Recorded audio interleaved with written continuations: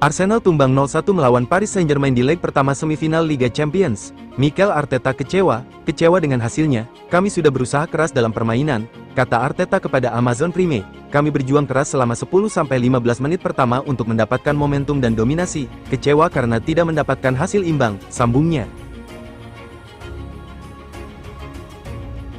Laga leg pertama semifinal Liga Champions 2024/2025 antara Arsenal versus PSG diwarnai sejumlah keputusan kontroversial dari wasit dan teknologi VAR. Dua momen krusial yang melibatkan Mikel Merino menjadi sorotan utama setelah gol penyama kedudukannya dianulir dan permintaan penalti tak dikabulkan. Arsenal sempat mencetak gol balasan di awal babak kedua lewat sundulan Mikel Merino. Gol bermula dari tendangan bebas Declan Rice yang mengenai tiang jauh, sebelum bola disambut Merino yang tak terkawal. Sayangnya, selebrasi itu tak berlangsung lama. VAR turun tangan dan setelah peninjauan panjang, gol tersebut dianulir karena offside. Mantan wasit Premier League yang kini menjadi analis Amazon Prime Video, Mark Clattenburg, memberikan penjelasan terkait keputusan tersebut. Clattenburg menyebut bahwa meskipun Merino berada dalam posisi onside saat menyundul bola, kehadiran rekan-rekannya yang masih berada dalam posisi offside bisa dianggap mengganggu pandangan atau pergerakan pemain bertahan PSG. Ketika Declan Rice mengeksekusi tendangan bebas, beberapa pemain Arsenal memang sudah kembali ke posisi onside, ujar Clattenburg. Namun jika mereka dianggap menghalangi bek lawan untuk bereaksi terhadap bola, maka gol bisa dianulir karena offside. Ini keputusan yang sangat subjektif.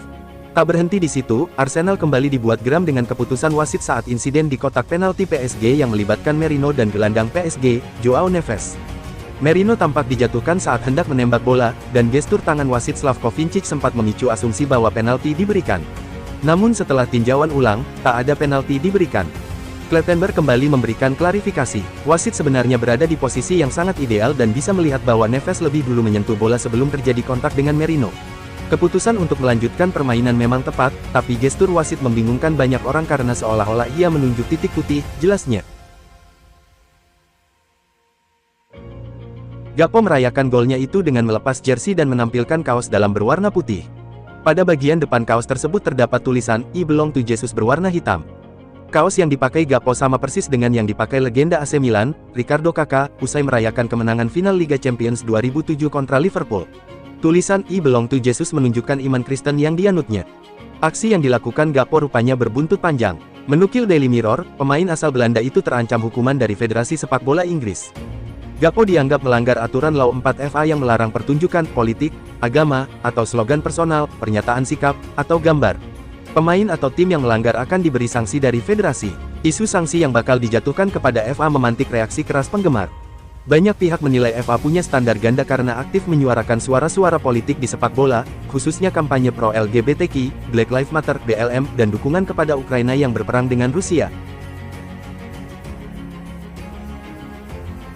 Gianluigi Donnarumma menjadi bintang kemenangan PSG atas Arsenal di leg pertama semifinal Liga Champions. Kiper asal Italia itu tampil gemilang dengan sejumlah penyelamatan kritis yang memastikan PSG menang 1-0. Dua tangan Donnarumma seperti memiliki magnet, menggagalkan peluang-peluang berbahaya meriam London. Dua di antaranya peluang dari Gabriel Martinelli dan Leandro Trossard. Performanya di Emirates Stadium semakin mengukuhkan reputasinya sebagai salah satu kiper terbaik di Eropa. Dua penyelamatan spektakulernya terjadi saat ia melemparkan diri ke kiri untuk menepis tembakan Martinelli dan Trossard.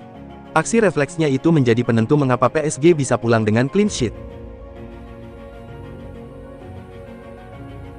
Carlo Ancelotti dikabarkan terancam batal ke timnas Brasil. Gara-gara apa? Menurut Relevo, kepindahan Ancelotti ke Brasil terusik masalah waktu. Tim Samba berharap bisa menggaet sang pelatih pada Juni, namun Real Madrid mencegahnya. Raksasa La Liga rupanya keberatan ditinggal Ancelotti sebelum Piala Dunia Antar Klub 2025, yang digelar mulai tanggal 14 Juni mendatang. Padahal, Brasil membutuhkan Ancelotti lebih cepat. CBF atau Federasi Brasil berharap Ancelotti datang setelah La Liga tuntas pada Mei mendatang. Pelatih 65 tahun itu diharapkan bisa mulai memimpin saat melawan Ekuador, tanggal 4 Juni mendatang. Di markas Arsenal, pemain Paris Saint-Germain Ousmane Dembélé mencetak golnya yang ke-8 di Liga Champions 2024/2025. Sudah 3 gawang klub Inggris dijebolnya. Bagi Dembélé, gol itu mengukuhkan dirinya sebagai pemain tersubur PSG di ajang UEFA Champions League 2024/2025. Saat ini pesepak bola Prancis yang berusia 27 tahun itu sudah bikin 8 gol di ajang tersebut. Sebelum bikin gol di markas Arsenal, Ousmane Dembélé sempat puasa gol dalam 2 laga penampilan terakhirnya bersama PSG di Liga Champions, yakni ketika menghadapi Aston Villa di leg pertama dan kedua babak perempat final.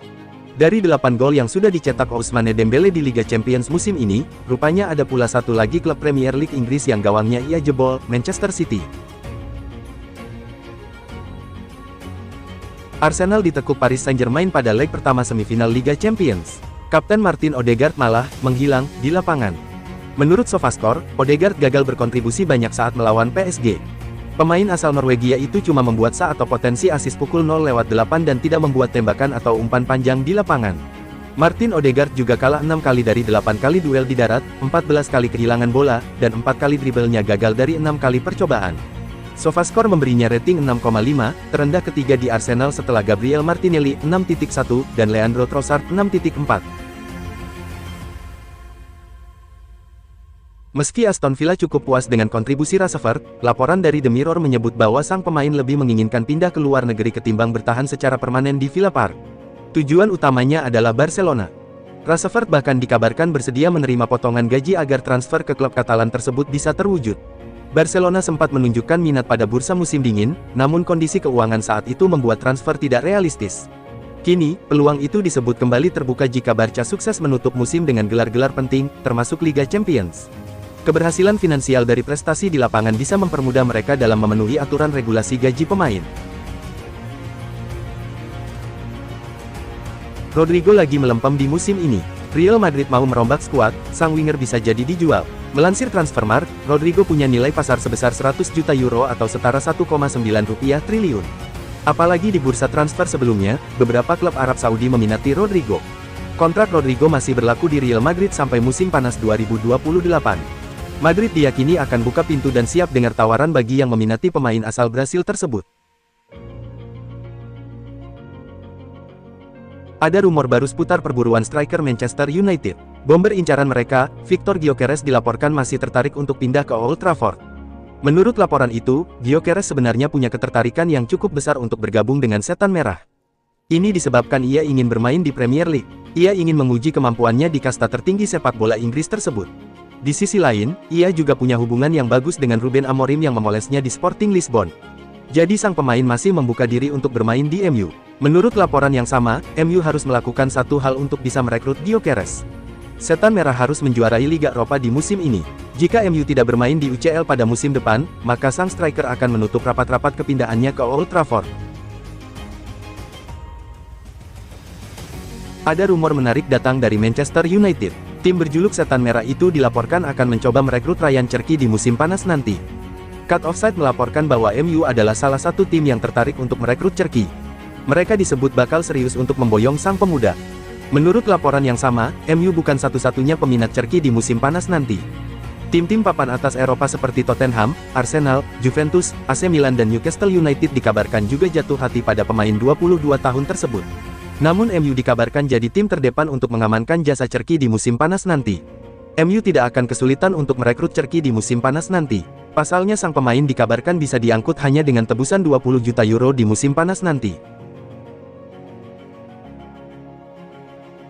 Banyak yang berharap MU tetap mempertahankan Casemiro. Cut Offside melaporkan bahwa MU tetap berpegang dengan pendirian awal mereka, bahwa Casemiro bisa dijual di musim panas nanti. Menurut laporan tersebut, MU tetap mempertimbangkan untuk menjual Casemiro di musim panas nanti. MU menyadari bahwa sang gelandang punya performa yang apik belakangan ini. Namun di sisi lain mereka sudah memproyeksikan Casemiro sebagai salah satu pemain yang mereka jual. Jadi jika ada klub yang bersedia membayar harga yang mereka inginkan untuk Casemiro, maka sang gelandang akan dijual. Sang gelandang bakal dijual di kisaran 20 juta pounds oleh Setan Merah. Menurut sahabat karibnya, Miroslav Tanga, Klopp memiliki keinginan untuk melatih Real Madrid dan tim nasional Jerman. Kabar ini muncul di tengah rumor ketertarikan Madrid pada ex-pelatih Borussia Dortmund tersebut. Setelah cabut dari Liverpool, Klopp sempat mengambil masa rehat. Ia sempat dikaitkan dengan sejumlah klub namun pada akhirnya menerima pinangan dari Red Bull. Meski demikian, Klopp tetap diprediksi kembali melatih meski opsi klub yang mungkin dipilihnya akan sangat terbatas. Belakangan ini namanya pun santer dikaitkan dengan Real Madrid, yang segera berpisah dengan Carlo Ancelotti. Football 365 melaporkan bahwa MU bisa mendapatkan Oblak. Atletico Madrid tidak membanderolnya dengan harga yang terlalu mahal. Menurut laporan itu, manajemen Atletico Madrid siap untuk menjual Oblak ke MU. Mereka dikabarkan ingin melakukan generasi kiper di tim mereka, karena Oblak dinilai kini sudah memasuki usia yang tua. Itulah mengapa Oblak dipersilakan pergi jika Manchester United benar-benar serius ingin merekrutnya. Los Rojiblancos dilaporkan siap menjualnya dengan harga yang terjangkau. Ia hanya dibanderol sekitar 25 juta euro saja. Real Madrid mengincar bek baru untuk musim depan. William Saliba masuk dalam radar Los Blancos. Rumor transfer itu dibagikan Marca, menyebut Madrid kembali melirik Saliba untuk diboyong musim depan. Bek Arsenal itu sudah lama diminati. Sejak dipinjamkan ke Marseille pada musim 2021-2022, Saliba diklaim sudah membuat Madrid naksir. Kini, bek 24 tahun itu benar-benar siap didatangkan ke Spanyol. Pakar transfer Eropa, Fabrizio Romano membagikan informasi seputar aktivitas transfer Manchester United. Ia menyebut bahwa Setan Merah berencana untuk merekrut Ederson dari Atalanta.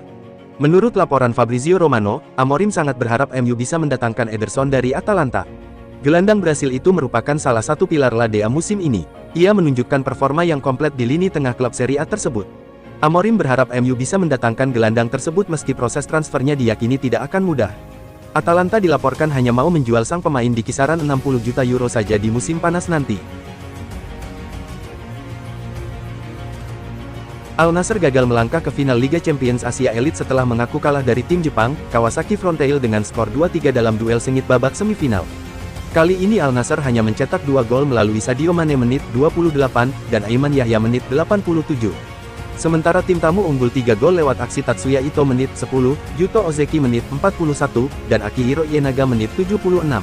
Hasil ini mengantar Kawasaki Frontale ke final pertamanya di kompetisi Liga Champions Asia. Ronaldo dan Al Nassr harus mengubur mimpi. Barcelona dipaksa bermain imbang 3-3 oleh tim tamu Inter Milan dalam duel sengit 90 menit. Nerazzurri tampil efisien untuk menahan tuan rumah. Kali ini Inter layak diacungi jempol untuk permainan efisien. Inter bahkan unggul lebih dahulu lewat gol-gol Marcus Thuram menit 1, dan Denzel Dumfries menit 21, dan menit 63. Biar begitu, Barcelona menunjukkan kelas mereka dengan mengejar ketinggalan melalui aksi Lamine Yamal menit 24, Ferran Torres menit 38, dan own goal Allian Sommer menit 65. Hasil imbang 3-3 berarti duel leg kedua pekan depan di Giuseppe Meazza bakal lebih sengit dan jadi penentu tim lolos ke final.